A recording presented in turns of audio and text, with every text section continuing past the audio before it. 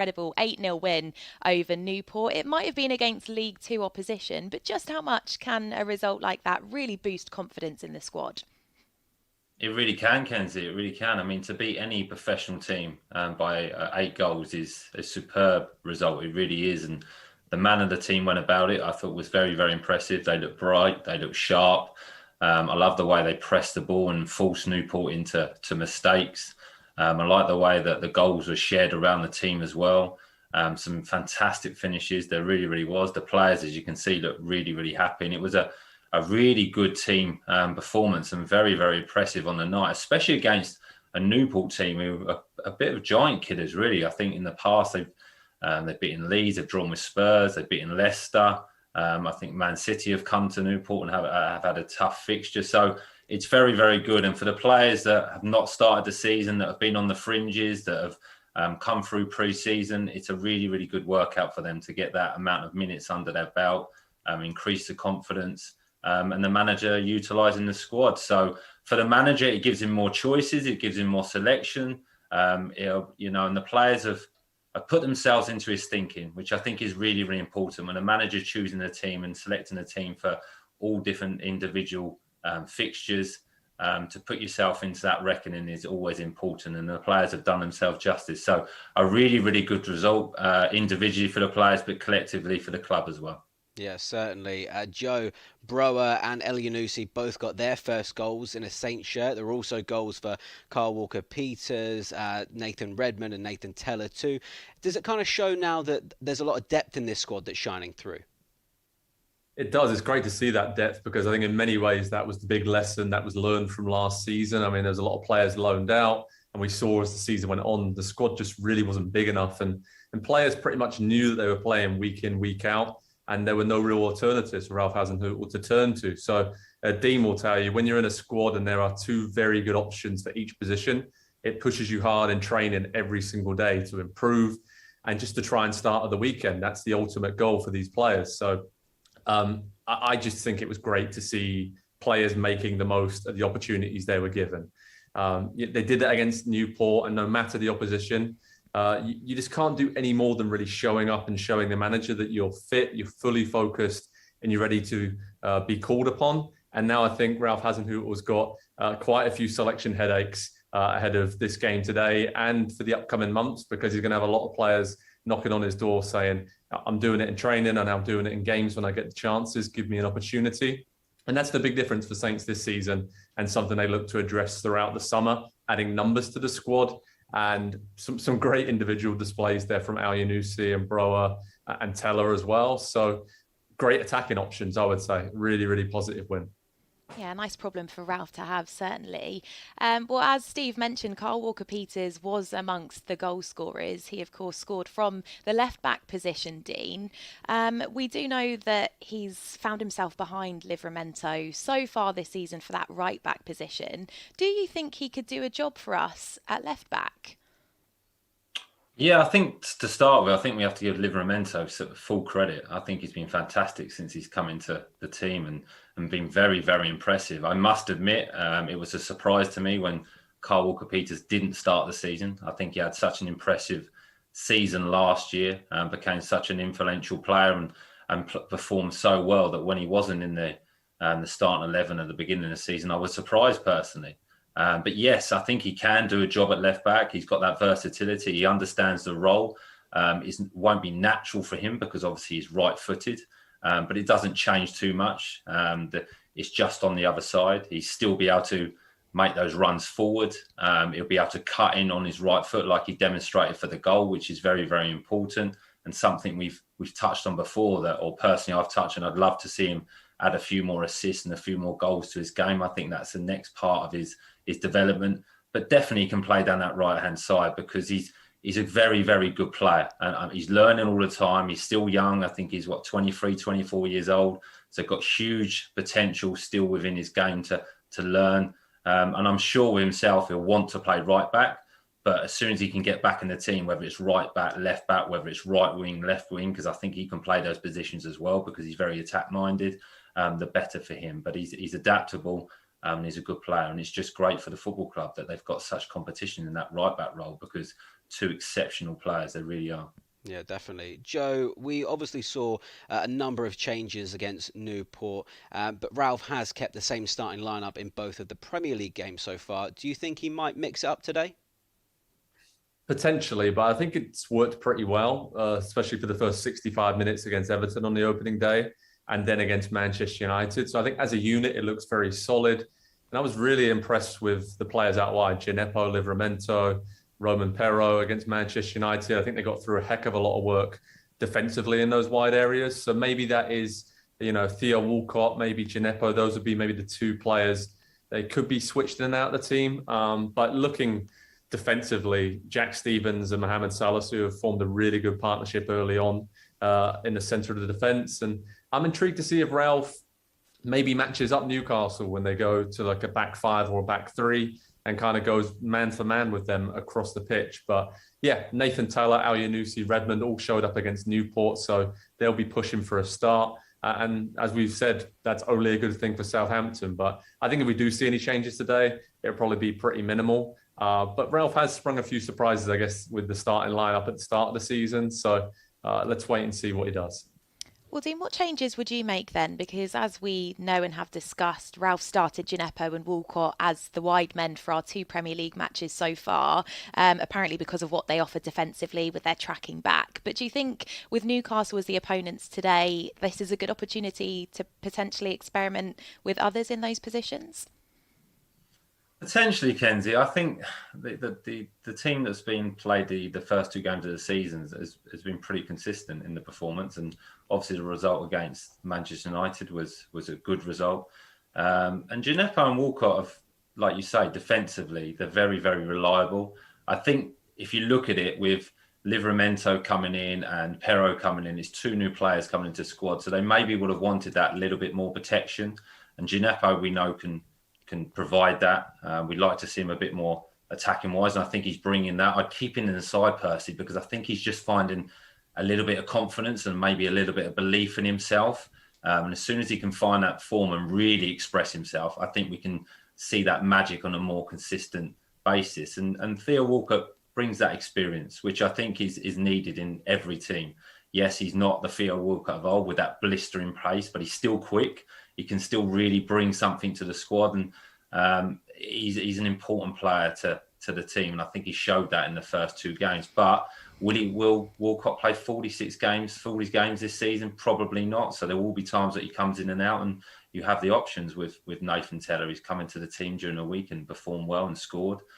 Nathan Redmond looked really, really sharp and bright and looked like he wanted to make an impression to get back into the team. So potentially, but I think the manager will go the same. I don't think there's any easy games in the Premier League. There really isn't. And Newcastle have not started the season too well, but they're still a threat. And I think we saw that last season where, we were 2-3-0 down before we really even got started. So it's important to stay within the game and then potentially use the players from the sub-bench as an impact to win the game. Right, great stuff. Well, let's hear from Ralph Hasenhüttl now. He was talking about the squad depth after he was asked about those players who did perform so well at Newport. Yeah, they have absolutely shown that they are more than an alternative for me. This is always good. And in the end, it depends on what we need, what qualities we need on what positions. And this is what I told them also today. It's important that everybody knows his role he has to play in this team, and finally it can be margins that decide if I choose him or another one, and then you must still be focused and try to show up and be hardworking, because we need everybody here. And as I said, it can be tactically reasons that we change things, and if this happens, then you have to still go on.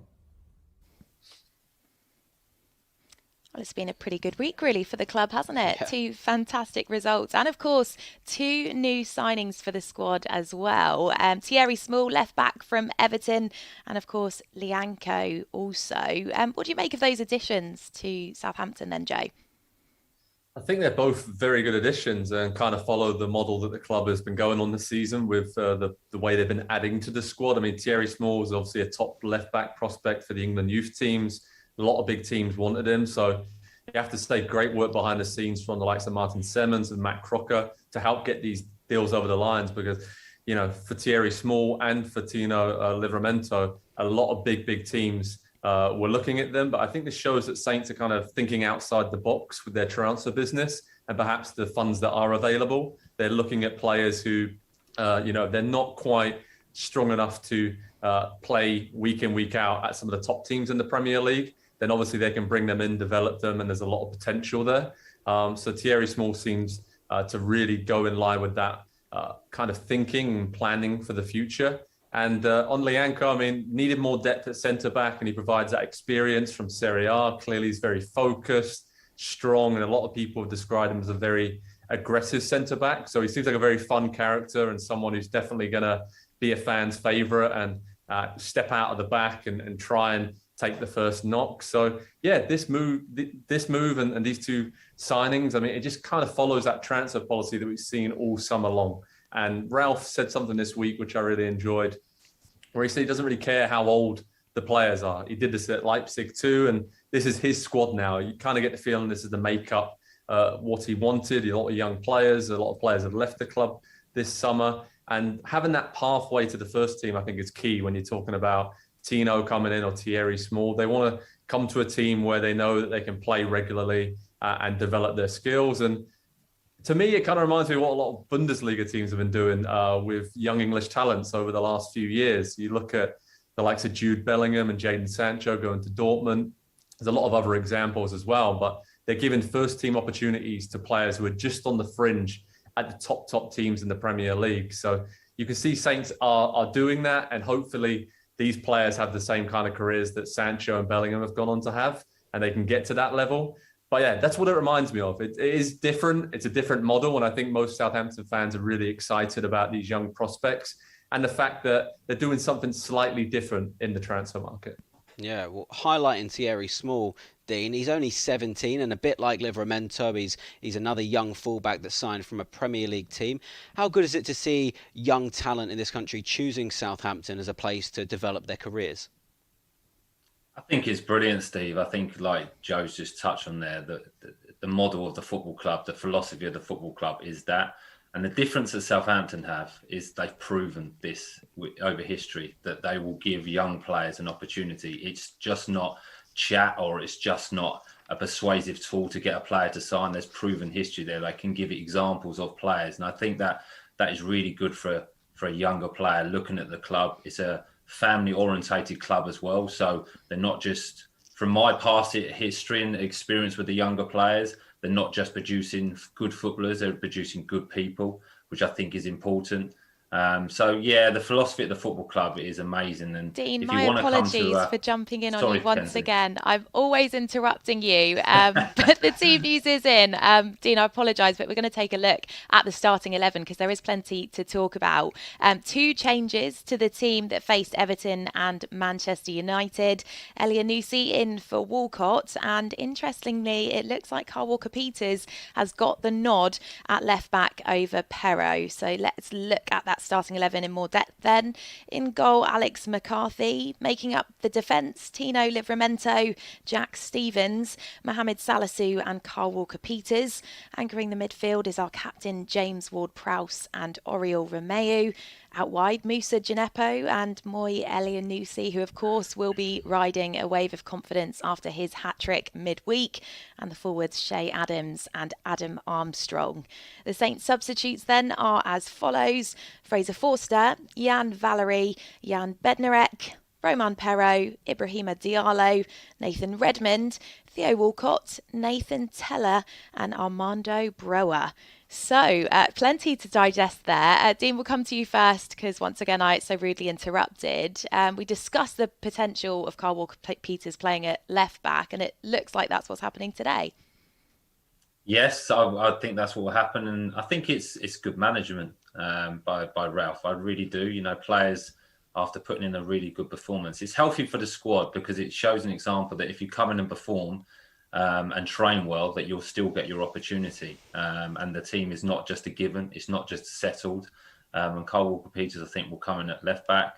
We mentioned it a couple of moments ago that he will give that probably an additional attacking option as well. I think he demonstrated against Newport, whether he's cutting inside on his right foot or he's going on the outside and overlapping Gineppo. So I think that's really important. And Elyounoussi coming in, he scored a hat-trick. So he'll be really, really confident. His belief will be there. I think it was his first goal for Southampton during the midweek. So he'll be feeling good about himself. And I think the manager wanted to utilise that, put him into the team and allow him to express himself. So, and the rest of the team is pretty settled. It is. They've been performing pretty well, coming off a very, very good result against Manchester United. So I think it's actually really clever management by Ralph, and I'm looking forward to seeing his team play. Yeah, most definitely. And Joe, as we touched on earlier, it's really quite exciting to see this competition for spaces in the side. What do you make of today's new addition to this Premier League team? Yeah, I really like Elyounoussi coming in, and I think Ralph in the week really interested in some of the insight he gave into his development and how the loan move to Celtic really helped him out physically in terms of just maybe bulking up a bit, or just the physicality of the league in Scotland being similar to the English Premier League. And that seems to be where he's made his biggest stride forward. He always had that skill and ability to find a pass or have a shot or score goals in the final third.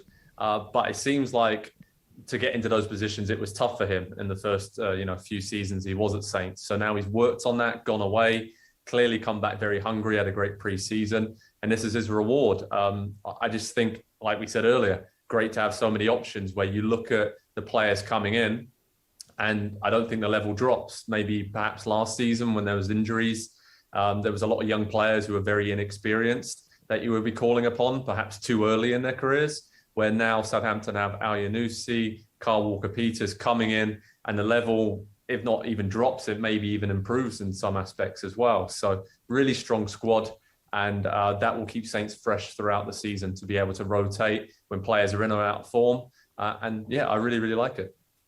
Yeah, well, it seems that the fans watching along at home are in agreement with you both. They seem excited and pleased with the lineup, optimistic for the match ahead as well. Support from all over the world as well, which is always great to see. Joel Jupp is cheering on from Chicago. Thank you for your support. We've got a comment here from SFC Jack. He says, Elyounoussi, Armstrong, Adams and Teller. You know you want to, Ralph. 3 out of 4 isn't bad. Alfie says, come on, you Reds. Another comment here from John. Hello to you. He says 3 points at St James's Park would be absolutely magic. I would settle for a point if I'm honest, which is just as rare.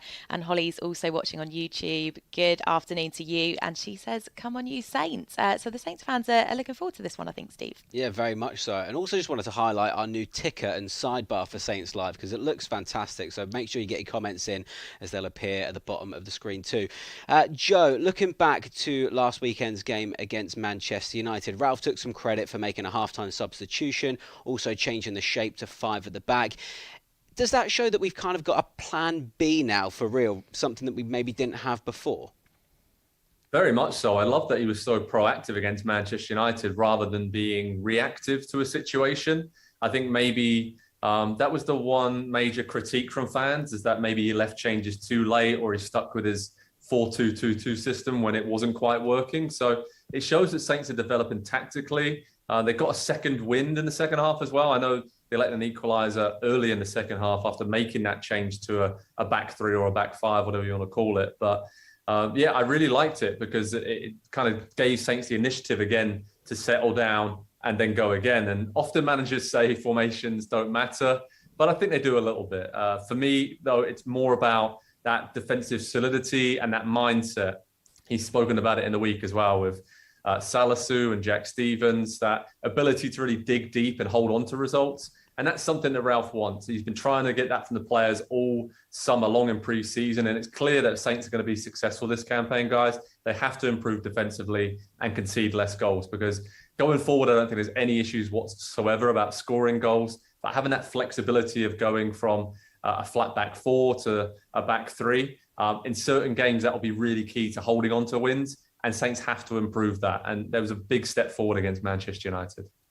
Well, Dean, one of the concerns last season was having a great first half and a poor second half. We did see that against Everton, but actually against Manchester United, we finished the stronger team and we actually could have gone on to win it with 2 great chances towards the end. Do you put that down to squad depth, tactics, confidence, or is that just a bit of everything? I think a bit of everything, Kenzie. I was looking at the team. I think the team's a little bit more dynamic, a little bit younger as well. So in terms of lasting the game will help. The change of shape, I think, definitely helped. I think the managers made comments that he went away personally and looked at things over the summer and analysed things and where the team could improve individually and collectively. And we saw that. You know, like Joe said, he was very proactive in that when Southampton were winning. Okay, can I still control this outcome? Can I make a decision before I need to react to something? I think that's an improvement. So that comes with the mentality. I think the press is a little bit different. So the team will have a little bit more energy. It's kind of a more controlled press, not individuals going on their own. It's as a team and from probably a later position as well.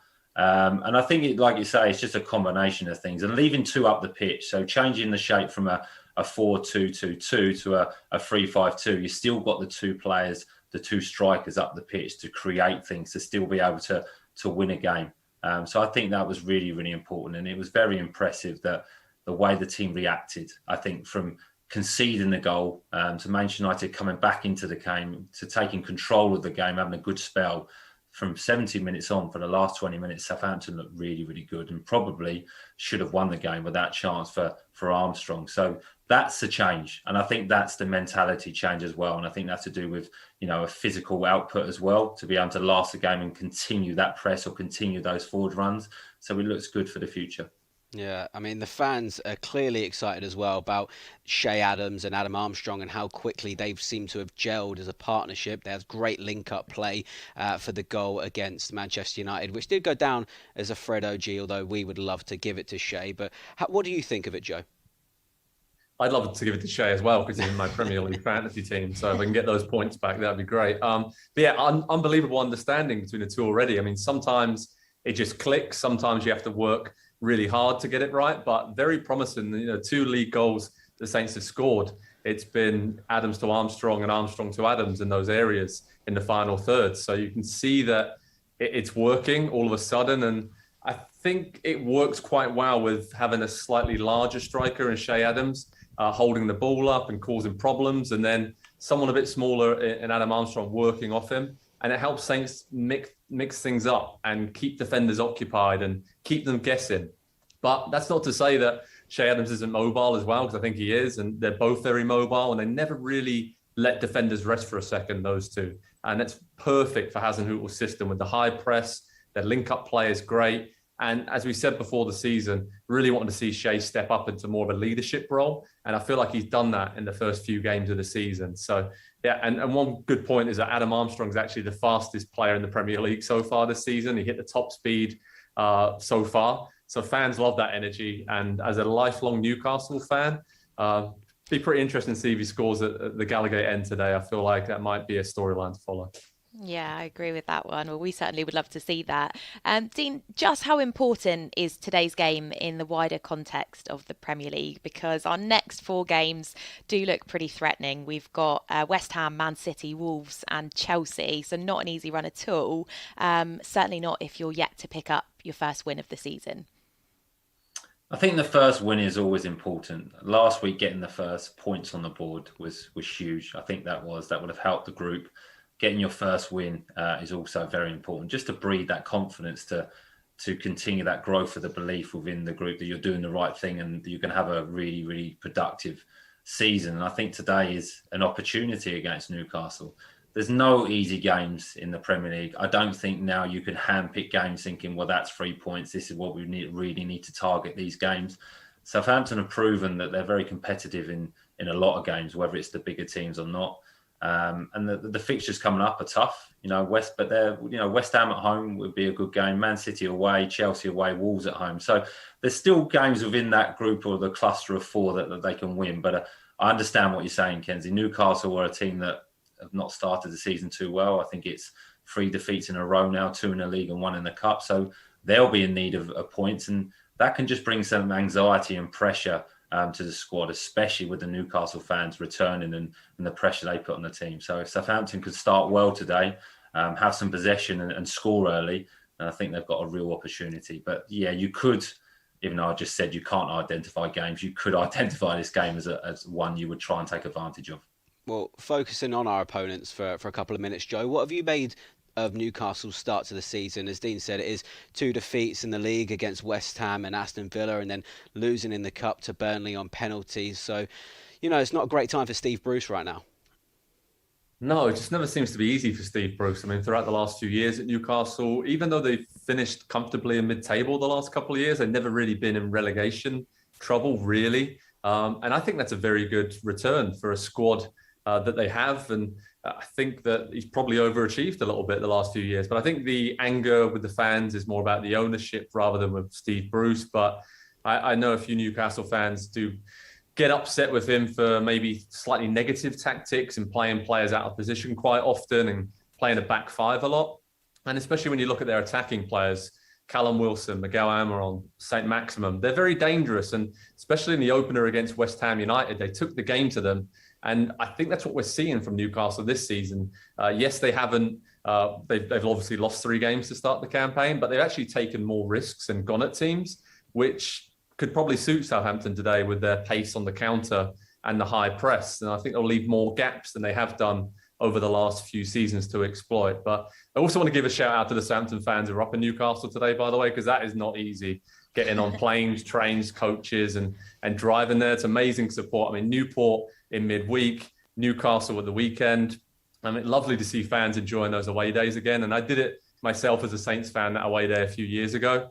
And I can tell you, I was just glad to get up the stairs, up to the top of St James's Park where the away fans sit. That was a challenge in itself, not even adding on the longest journey in the Premier League for any group of fans have to do. So fair play to the Saints fans up at St James's today. Yeah, most definitely. Always grateful for the fan support. And as you say, it is a bit like planes, trains and automobiles trying to get up there. And actually, speaking of fan support, we have actually got a Newcastle fan joining us on Saints Live today. Lewis has left us a comment saying, Newcastle fan here, good luck for the game, guys. Very integral of you, Lewis. Thank you very much. Philip's looking forward to the game and he's joining us all the way from Vietnam. Thank you for your support. He says, come on, you Reds. And Anthony is also excited for this one. He says he loves the look of this squad, strong bench too. So the feeling is certainly a good one, it seems, amongst the fans. People feeling optimistic ahead of kickoff. But this is the time of the show where we come to you for predictions. So Dean, I'll ask you first. How do you see this one going today? Well, I think the initiative and the pressure is on Newcastle. I really do. I think they'll be under pressure from the home support. They've not started the season too well, but they do have some quality players, so they are a threat. I think if Southampton can stay within the game and be brave when they get the opportunities in possession, then they're going to create chances today, and it's whether we take those chances. So I'm going to go for a 2-0 Southampton win today. All right. Well, Dean's saying 2-0. St James's Park is maybe a little bit of a bogey ground for Southampton at times. Joe, what are you saying? I'm going to be positive as well and go for a 2-1 win. I was going to go for a draw, but I just think that there's some really good decisions there made by Ralph today. And to start the season, Everton, Newcastle away and Man United at home, those 3 games, if you said to any Saints fan, you'll have 4 points from those 3 games, they would have ripped your hand off. So I think, positive result and the 2-1 win for Saints. Well, I certainly like the sound of those predictions. Dean, Joe, thanks as ever for joining us on the show. We look forward to welcoming you for the final whistle as well. Always great to have your input and analysis. Thank you to those of you for getting in touch with your comments as well. Always great to have support from around the globe. But kickoff is fast approaching now, isn't it? Southampton taking on Newcastle at St James's Park. As we've said, kickoff is at 3 p.m, but do make sure you join us after the match. We'll be back right here on the final whistle. See you then.